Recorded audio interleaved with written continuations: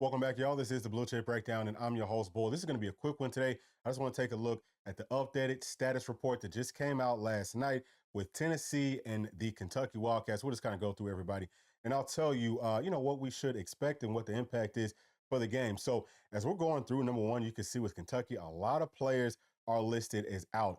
There's 5 defensive backs, which most of those guys are going to be, like rotational pieces. It's not going to make a big deal necessarily for Kentucky, but it is going to obviously minimize all the depth that they do have at that position. And Tennessee is probably going to come out trying to throw the football on Kentucky because I don't think that their secondary is that good anyway, not in pass coverage anyway. So that kind of, dwindles things down for them. But as we're just kind of going through this list, number one, J.J. Weaver is going to be a starter. He's their best pass rusher. He's an outside linebacker. Him being listed as out is huge for this team. That I really didn't think that he was that twitchy. He's not that great of a pass rusher by himself, but he's like head and shoulders above the next best guy on their team. So Nico should have plenty of time to, throw the football down the field and find the people open, things like that.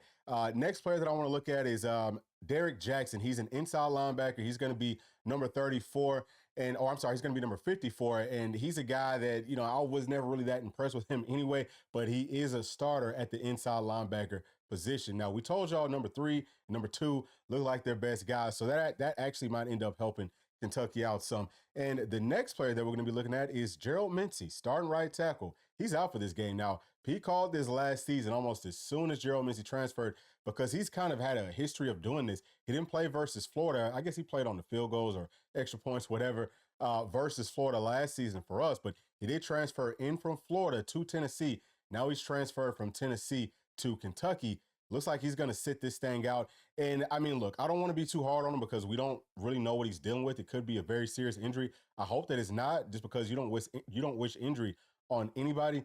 But the optics of this are really, really bad, man. For him to be doing all that talking, put his team in a terrible spot. I mean, he talked all that trash pretty much on behalf of his team. They didn't ask for this. You know what I mean? Like, they didn't ask to come into Neyland and it be extra hostile. And the team is already, it seems like they're starting to kind of pack it in, all that type of stuff. So he's going to be out. Like we talked about earlier in the week, man, that backup tackle, number 71, playing on that right side, we might break some records for sacks in this game. I have no idea what Kentucky's going to try to do because they love to already try to, keep in tight ends, running backs, and all that type of stuff to try to help block, and they're still having trouble blocking. Without Mincey, that offensive line, that's a huge question mark. So things are already looking really good for Tennessee.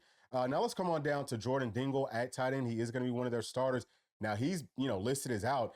Like we just talked about, he's going to be a guy that does a lot more blocking. Really, all their tight ends, they use them in pass protection. They use them as run blockers, and they do a great job of that. He would be one of them, but he's going to be their best pass catching threat from that position. So him being out, that just takes away even more options that their offense might possibly have.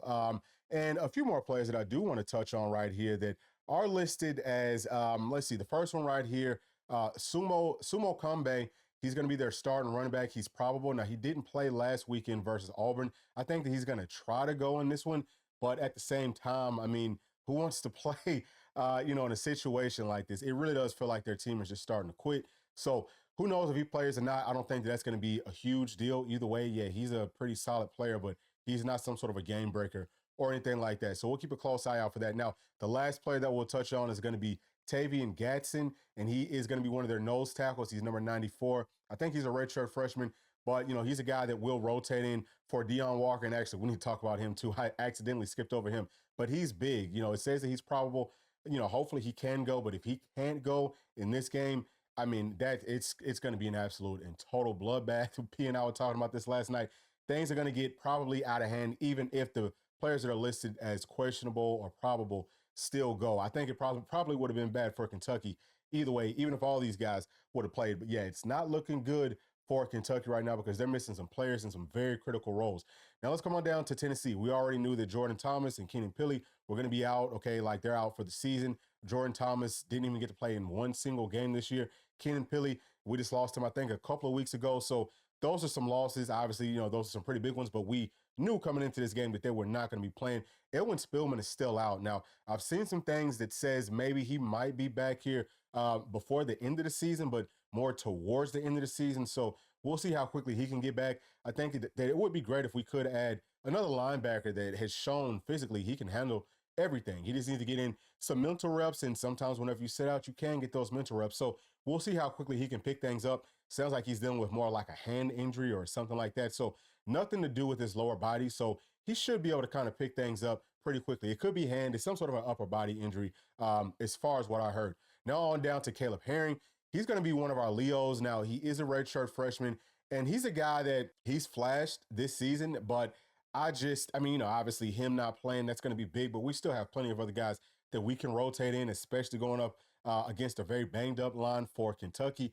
This might be again, he says, man, look, I'm starting to kind of pick things up because he looked good in the Spurs versus Bama. You might say, man, look, this is a game for me to try to get my, draft film together and all that type of stuff, get my stock higher. So maybe he tries to go, but if I'm the coach and staff, just try to hold him back because we really don't need him in this game. And then we've got William Satterwhite, who's going to be one of the backup centers. He's listed as questionable as well. It's probably not going to make a huge difference if he can go or not. So I would say, yeah, just rest him. You know what I'm saying? Like let him get himself together. Maybe we might need him some more towards the end of the season. Knock on wood. Hopefully we don't. But that's pretty much it, y'all. This thing looks really good in favor of our Tennessee Volunteers. And again, I don't mean to make light of injuries because we don't wish injuries on anybody. But if you were just wondering, what does all this stuff mean? It's a whole lot of, positive things for Tennessee coming up on Saturday. But that's going to be it. Please let me know your thoughts down in the comments section. And as always, please make sure to like, subscribe, hit that notification bell, share with your friends, family, and other volunteer fans. We'll see y'all on the next one. Thanks. Peace.